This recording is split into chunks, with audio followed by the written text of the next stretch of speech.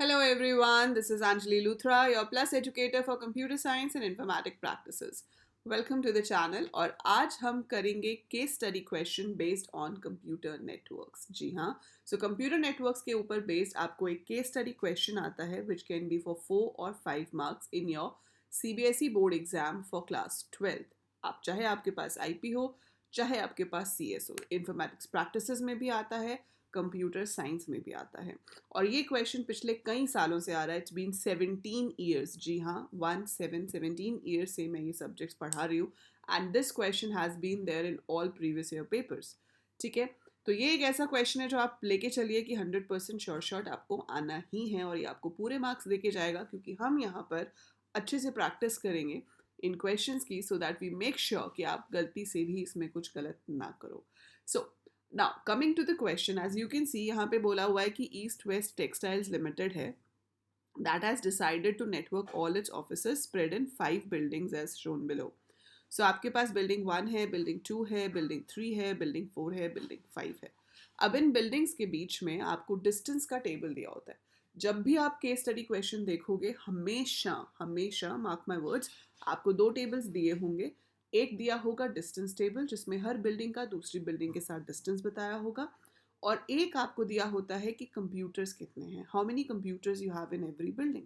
ठीक है, नाउ आपको इसके बेसिस पे कुछ क्वेश्चंस पूछे जाते हैं। जैसे कि अगर आप यहाँ पे पढ़ेंगे तो ये क्वेश्चन क्या कह रहा है, suggest a cable layout for connecting all the buildings together. तो आपको एक केबल लेआउट सजेस्ट करना है जिसकी हेल्प से आप क्या कर सकते हैं, सारे बिल्डिंग्स को आपस में कनेक्ट कर सकते हैं। So you can connect all the buildings together. तो वो लेआउट हमें सजेस्ट करना है। तो लेआउट का मतलब आप कनेक्ट करके दिखाओगे वायर के थ्रू कि किस तरह से हम बिल्डिंग्स को आपस में कनेक्ट कर सकते हैं। सो देखते हैं यहाँ पर हम क्या करेंगे। एक बार आप आगे के क्वेश्चंस भी देख लो। इसमें पूछा है व्हाट टाइप ऑफ नेटवर्क, ठीक है, which network device, fine. So generally एक क्वेश्चन इसमें पूछा जाता है कि सबसे ज़्यादा मतलब जो यूनिट है किसमें सर्वर होना चाहिए। तो सर्वर हम वहाँ पे प्लेस करते हैं जहाँ पर हमारे पास सबसे ज़्यादा कंप्यूटर्स होते हैं। ठीक है, so we place a server where we have maximum number of computers. अब यहाँ पर अगर आप देखो तो सबसे ज़्यादा कंप्यूटर्स मेरे पास बिल्डिंग 1 में 40 हैं, बिल्डिंग 2 में 45 हैं, बिल्डिंग 3 में 110 हैं। तो ये सबसे ज़्यादा कंप्यूटर्स हैं, मतलब भाई सर्वर मेरा होना चाहिए बिल्डिंग 3 के अंदर। अब हमसे ये क्वेश्चन तो पूछा ही नहीं है ना। आप कहोगे मैम ये तो पूछा ही नहीं है कि सर्वर कहाँ प्लेस होना चाहिए, तो आप क्यों ये चीज़ सर्च कर रहे हो।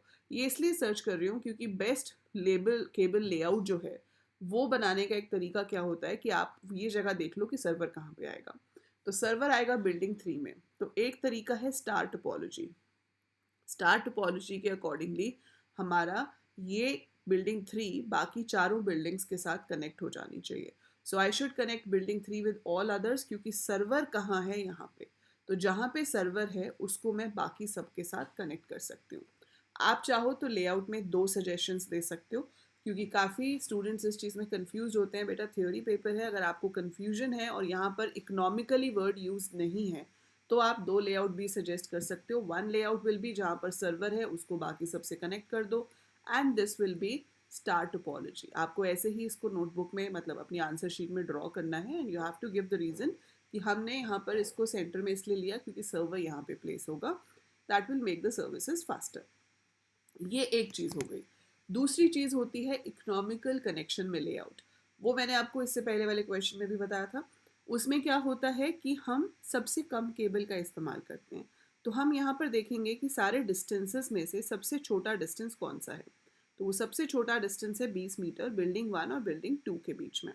सो आपको बिल्डिंग 1 और बिल्डिंग 2 को कनेक्ट कर देना चाहिए। फिर उसके बाद है 30 मीटर। 30 मीटर किस में है, 4 और 5 के बीच में। तो आपको 4 और 5 को कनेक्ट कर देना चाहिए। उसके बाद आपके पास आता है 50 मीटर, 2 और 5 के बीच में।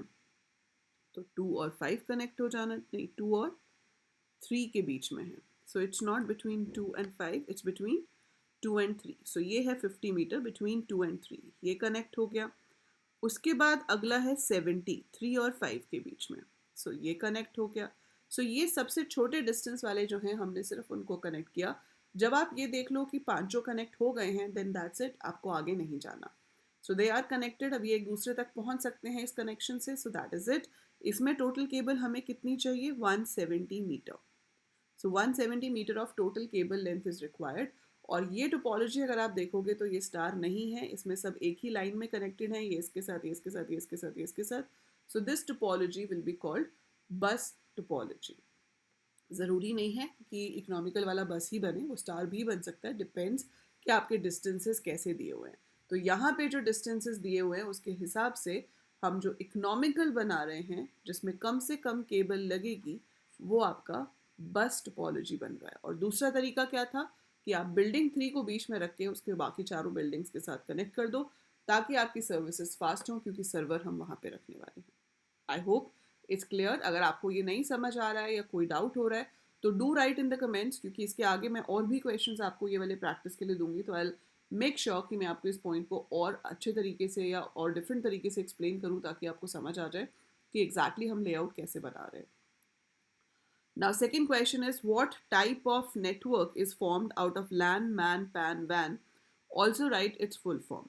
तो देखो मीटर्स में डिस्टेंस दिया हुआ है, इन सबको मिला भी लूंगी तो 1 किलोमीटर से ज़्यादा होगा नहीं। तो पर्सनल एरिया नेटवर्क तो हम नहीं ले सकते, क्योंकि वो पर्सनल यूज़ के लिए होता है।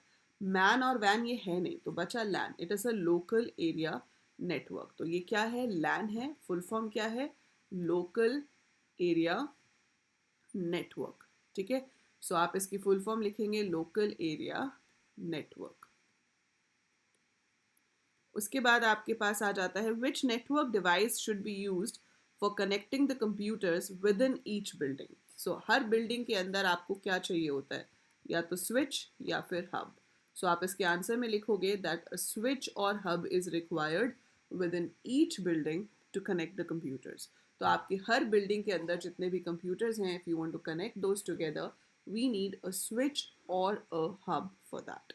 ठीक है, now question 4 says, the organization also has another office in same city but a distant location of 25 to 30 kilometer away. ठीक है, 25 से 30 किलोमीटर दूर है। Now, which protocol can be used for video communication via network?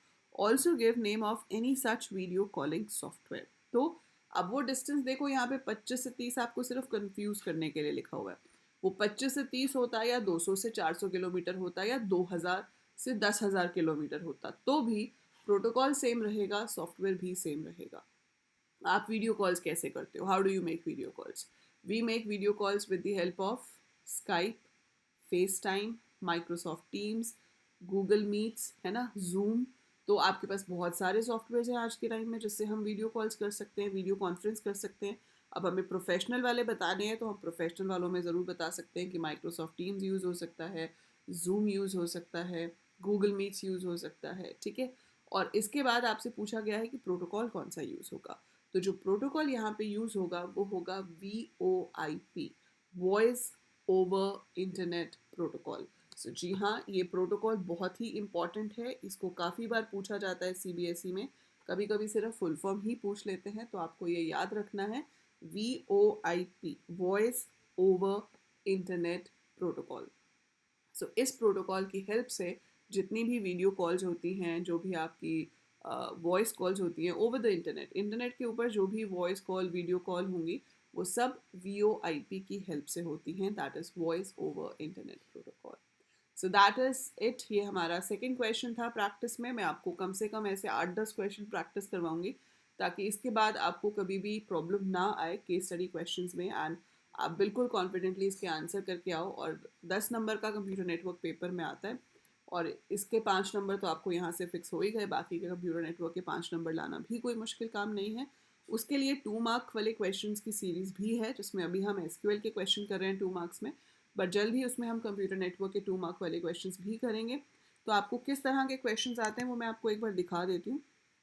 So if you talk about 2 mark questions, तो हमारे पास questions में जो networking के ऊपर बेस्ड 2 मार्क के क्वेश्चन आते हैं, उसमें आपके पास आ सकते हैं क्वेश्चंस कुछ इस तरह से, जैसे कि which device is use for connecting multiple networks over different IP networks, then using video calls, ये फिर से सेम ही क्वेश्चन है, asked in a different way. So you can make audio and video calls and I should be connected to internet enabled device equipped with microphone and speaker. Who am I? ठीक है. So like these you can get questions. तो 2 marks का भी आता है, 5 mark का भी आता है. फुल फॉर्म्स बहुत इंपॉर्टेंट हैं, तो मैं एक स्पेशल वीडियो लाऊंगी आपके लिए जिसमें हम सारी फुल फॉर्म्स करेंगे डिटेल में. मतलब जितनी फुल फॉर्म्स आपको याद रखनी चाहिए वो मैं सारी आपको एक 1 शॉट में दे दूंगी, ताकि आप वो सारी फुल फॉर्म्स वहाँ से पढ़ सको और एग्जाम में जो भी फुल फॉर्म आए उसको आप अच्छे से लिख सको. सो अभी के लिए इतना ही. अगली वीडियो में मिलेंगे फिर से और एक और प्रैक्टिस क्वेश्चन करेंगे. एंड अगर आप अनअकैडमी की प्लस सब्सक्रिप्शन लेना चाह रहे हो, अभी तक सिर्फ यूट्यूब पे पढ़ रहे हो, तो यूट्यूब पे तो आप मुझसे मिलोगे ही, बट अगर आप मेरी लाइव क्लासेस अटेंड करना चाहते हो अनअकैडमी पे, तो come on join the plus और आइकॉनिक अनअकैडमी प्लस पे. बहुत सारे अच्छे अच्छे फीचर्स होते हैं जो आपकी पढ़ाई को और इंटरेस्टिंग और फ्रूटफुल बना देंगे. आप कोड यूज़ कर सकते हैं मेरा Anjali100, that is Anjali100, to get a flat 10% discount on the subscription. So I'll see you soon. Till then, take very good care of yourself. Bye for now.